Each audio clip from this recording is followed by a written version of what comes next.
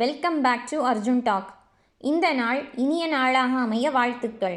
நாம் daily use பண்ணக்கூடிய சில முக்கியமான தமிழ் வாக்கியங்களை ஹிந்தியில் எப்படி சொல்லலாம்னு தான் இந்த வீடியோவில் பார்க்க போகிறோம். இந்த வீடியோ பிகினர்ஸுக்கெல்லாம் ரொம்பவே முக்கியமான வீடியோவாக இருக்க போகுது. வாங்க வீடியோக்குள்ளே போகலாம். ஃபஸ்ட்டாக நம்ம பார்க்க போகிற வாக்கியம் என்னென்னா ஓய்வெடுங்க. அதாவது இது நம்ம வீடுகளில் நார்மலாகவே யாராவது டயர்டாக இருந்தாங்கன்னா அவங்கக்கிட்ட நம்ம சொல்லுவோம் பார்த்துருக்கீங்களா, கொஞ்சம் ரெஸ்ட் எடுங்க அப்படின்னு. அதுக்கு ஹிந்தியில் எப்படி சொல்லணும்னா ஆராம் கீஜியே, ஆராம் கீஜியே. இதில் ஆராம் ஆராம் அப்படின்னா ஓய்வு, அதாவது ரெஸ்ட் அப்படின்னு அர்த்தம்.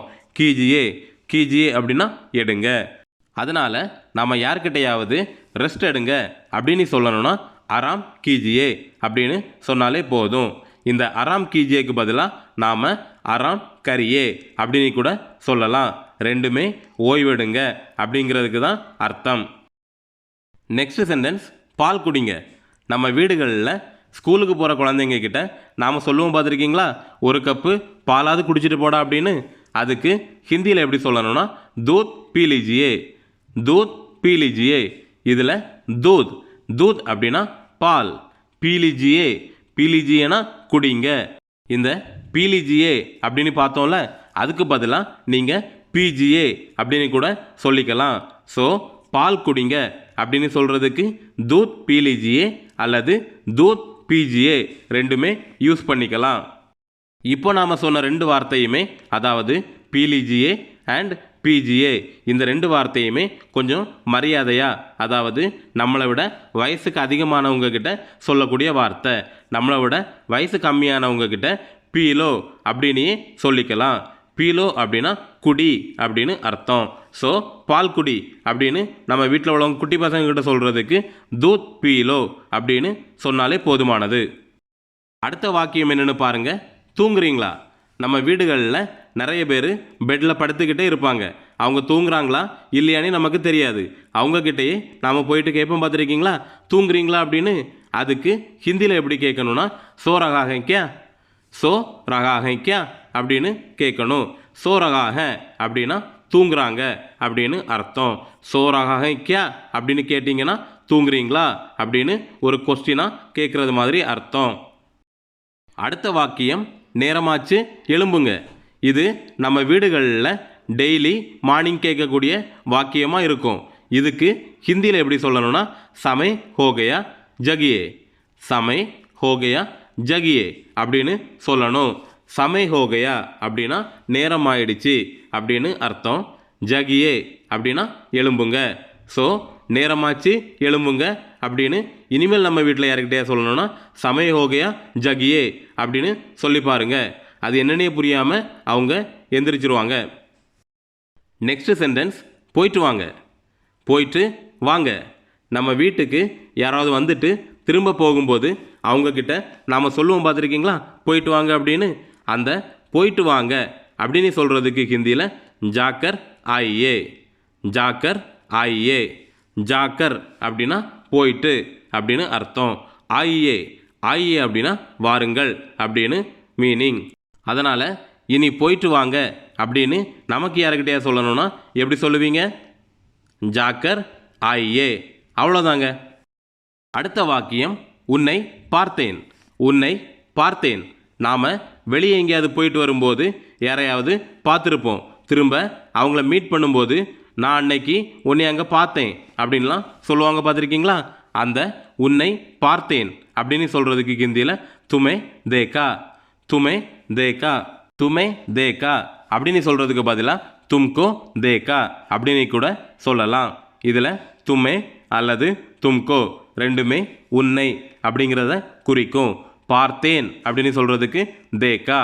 ஸோ இனி உன்னை பார்த்தேன் அப்படின்னு சொல்கிறதுக்கு துமே தேக்கா அல்லது தும்கோ தேக்கா அப்படின்னு சொல்லுங்க. அடுத்த வாக்கியம் என்னென்னு பாருங்கள், கோயில் திருவிழா.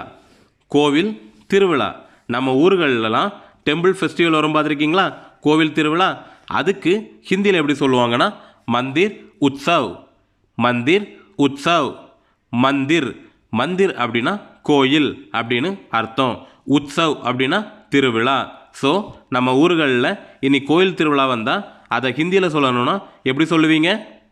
மந்திர் உற்சவ் அப்படின்னு சொன்னாலே போதும்.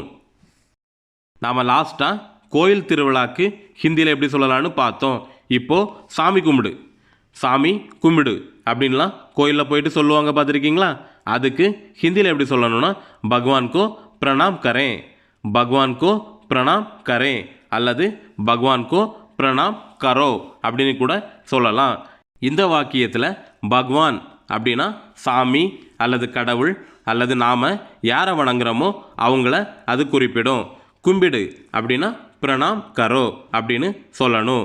ஸோ சாமி கும்பிடு அப்படின்னு சொல்கிறதுக்கு ஹிந்தியில் பகவான் கோ பிரணாம் கரேன் அப்படின்னு சொல்லி பழகுங்க. அடுத்த வாக்கியம் பாருங்க, ஆடல் பாடல். அதாவது நம்ம ஊர்களெலாம் இப்போ திருவிழா வந்துட்டுனாலே எல்லா ஊர்கள்லேயும் மோஸ்ட்லி ஆடல் பாடல் வைக்கிறாங்க. அந்த ஆடல் பாடலுக்கு ஹிந்தியில் எப்படி சொல்லுவாங்கன்னா நிருத்ய கீத், நிருத்ய கீத். இனிமேல் உங்கள் ஊர்களில் ஆடல் பாடல் வச்சாங்கன்னா அப்போது உங்கள் ஊர்க்காரங்க கிட்ட சொல்லுங்கள் நிருத்ய கீத் வச்சுருக்காங்க அப்படின்னு. அடுத்த வாக்கியம் தெருக்கூத்து கலைஞர், தெரு கூத்து கலைஞர். நம்ம ஊர்களில் தெருக்கள்லாம் வந்து நிறைய கலைஞர்கள் வந்து தெருக்கூத்து பண்ணுவாங்க, பார்த்துருக்கீங்களா? அவங்களுக்கெல்லாம் ஹிந்தியில் எப்படி சொல்லுவாங்கன்னா சதக் கலாக்கர், சதக் கலாக்கர். சதக் அப்படின்னா ஆக்சுவலாக அது ரோடு, ஒரு தெரு அந்த மாதிரி மீனிங்கில் வரும். கலாக்கர் அப்படின்னா கலைஞர். ஸோ தெருக்கூத்து கலைஞர் அப்படின்னு நம்ம அவங்கள பார்த்து சொல்லணும்னா சதக் கலாக்கர் அப்படின்னு சொல்லிக்கலாம். இந்த வீடியோ உங்களுக்கு இன்ட்ரெஸ்டிங்காகவும் ஹிந்தி கற்றுக்க யூஸ்ஃபுல்லாகவும் இருந்துச்சு அப்படின்னு நீங்கள் ஃபீல் பண்ணீங்கன்னா வீடியோவுக்கு ஒரு லைக் பண்ணிக்கோங்க. அப்படியே நம்ம வீடியோவை தொடர்ந்து பார்க்கணுன்னு ஆசைப்பட்டீங்கன்னா நம்ம சேனலையும் சப்ஸ்கிரைப் பண்ணிக்கோங்க. அடுத்த வாக்கியம் என்னென்னு பாருங்க, மேளமடித்தனர்.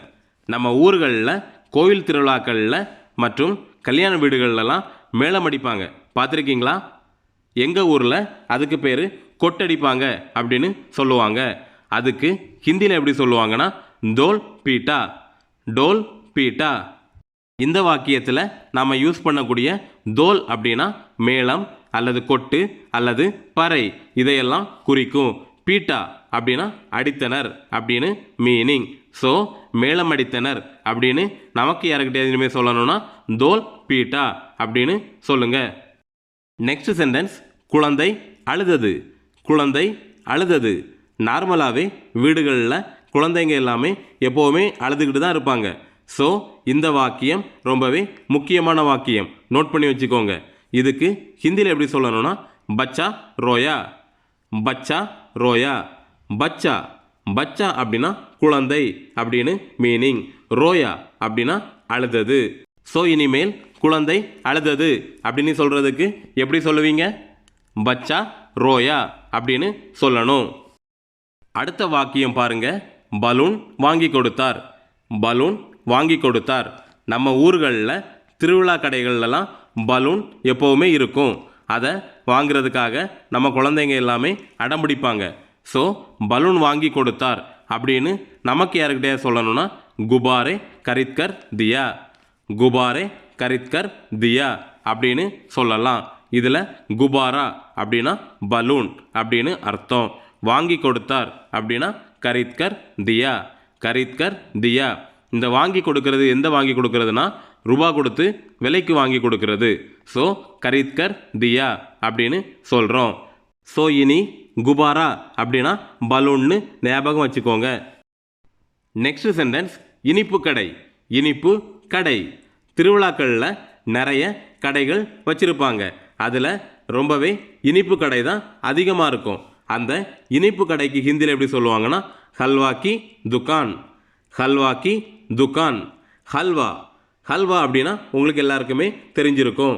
அதுதான் இங்கே இனிப்பு அப்படின்ற மாதிரி மீனிங் ஆகுது. துக்கான் அப்படின்னா கடை. ஸோ இனிப்பு கடை அப்படின்னு நமக்கு ஹிந்தியில் சொல்லணும்னா ஹல்வா கி துக்கான் அப்படின்னு சொல்லிக்கலாம். அடுத்த வாக்கியம் பாருங்க, நாங்கள் பொருட்காட்சி சென்றோம், நாங்கள் பொருட்காட்சி சென்றோம். அதாவது எக்ஸிபிஷன், எக்ஸிபிஷனுக்கு போனோம் அப்படின்லாம் சொல்லுவாங்க, பார்த்துருக்கீங்களா? அதுக்கு ஹிந்தியில் எப்படி சொல்லணும்னா ஹம் பிரதர்ஷினி மே கை, ஹம் பிரதர்ஷினி மே கை அப்படின்னு சொல்லணும். இதில் ஹம் அப்படின்னா நாங்கள் அப்படின்னு பொருள். பொருள் காட்சி அதாவது எக்ஸிபிஷன், அதுக்கு ஹிந்தியில் எப்படி சொல்லுவாங்கன்னா பிரதர்ஷினி. பிரதர்ஷினி. சென்றோம் அப்படின்னா கை. ஸோ நாங்கள் பொருட்காட்சி சென்றோம் அல்லது நாங்கள் எக்ஸிபிஷன் போனோம் அப்படின்னு ஹிந்தியில் சொல்லணும்னா ஹம் பிரதர்ஷினி மே கை அப்படின்னு சொன்னாலே போதும். இந்த வீடியோ பார்த்துட்டு இருக்கிற உங்களுக்கு ஏதாவது இந்த வீடியோவில் சஜஷனோ இல்லைனா டவுட்டோ இருந்தால் கமெண்ட் பண்ணுங்கள். அதே மாதிரி உங்களுக்கு இந்த வீடியோ புரியுதா இல்லைனா புரியலையா அப்படிங்கிறதையும் கமெண்டில் தெரியப்படுத்துங்க. நீங்கள் பண்ணுற கமெண்ட்னால் வீடியோவில் ஏதாவது கரெக்ஷன்ஸ் இருந்துன்னா எனக்கு நெக்ஸ்ட் வீடியோவில் இம்ப்ரூவ் பண்ணுறதுக்கு ஈஸியாக இருக்கும். அடுத்த வாக்கியம் நண்பர்கள் வந்தனர். நண்பர்கள் வந்தனர். இதுக்கு ஹிந்தியில் எப்படி சொல்லுவாங்கன்னா தோஸ்த் லோக் ஆயா. தோஸ்த் லோக் ஆயா. தோஸ்த் அப்படின்னா நண்பர், தோஸ்த் லோக் அப்படின்னா நண்பர்கள், நிறைய பேர், அதாவது ஒன்றுக்கு மேற்பட்ட நபர்கள் வரும்போது அவங்கள லோக் அப்படின்னு சொல்கிறோம். ஸோ நண்பர்கள் வந்தனர் அப்படின்னு சொல்லணும்னா தோஸ்த் லோக் ஆயா அப்படின்னு சொல்லணும். இதில் ஆயா அப்படிங்கிறது வந்தனர் அப்படிங்கிறத குறிக்கும். நெக்ஸ்ட்டு தேநீர் குடித்தோம். தேநீர் குடித்தோம் அதாவது டீ குடித்தோம். டீ குடித்தோம் அப்படின்லாம் சொல்லுவோம், பார்த்துருக்கீங்களா? அதுக்கு ஹிந்தியில் எப்படி சொல்லணும்னா சாய் பியா. சாய் பியா. சாய் அப்படின்னா டீ அதாவது தேநீர். குடித்தோம் அப்படின்னு சொல்கிறதுக்கு ஹிந்தியில் பியா. ஸோ தேநீர் குடித்தோம் அப்படின்னு நமக்கு சொல்லணும்னா சாய் பியா அப்படின்னு சொல்லிக்கலாம். நெக்ஸ்ட் சென்டென்ஸ் பொருட்களை வாங்கினோம். பொருட்களை வாங்கினோம். இதுக்கு ஹிந்தியில் எப்படி சொல்லணும்னா சீஜே கரிதாத்தா. சீஜே கரிதாத்தா அப்படின்னு சொல்லணும். சீஸ் அப்படின்னா பொருட்கள் அப்படின்னு அர்த்தம். கரிதாத்தா அப்படின்னா வாங்கினோம், அதாவது விலை கொடுத்து வாங்கிறது. அதுக்கு தான் கரிதா அப்படின்னு மீனிங். ஸோ இனிமே பொருட்களை வாங்கினோம் அதாவது கடையில் விலை கொடுத்து பொருட்களை வாங்கினோம் அப்படின்னு நமக்கு சொல்லணும்னா சீஜே கரிதாத்தா அப்படின்னு சொல்லிக்கலாம். அடுத்த வாக்கியம் பாருங்க. மகிழ்ச்சியாக இருந்தது. மகிழ்ச்சியாக இருந்தது. நாம் எப்போவாவது சந்தோஷமாக இருந்திருப்போம், அதை இன்னொருத்தவங்க கிட்ட பகிரும்போது அவங்ககிட்ட சொல்லுவோம், பார்த்துருக்கீங்களா?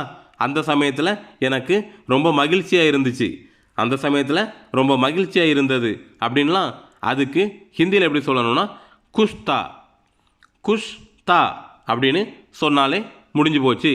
மகிழ்ச்சியாக இருந்தது குஷ் தா. குஷ் அப்படின்னா மகிழ்ச்சி, இருந்தது அப்படின்னா தா அதாவது பாஸ்ட் டென்ஸ். ஸோ மகிழ்ச்சியாக இருந்ததுன்னு சொல்கிறதுக்கு குஷ்தா அப்படின்னு சொல்லுங்க.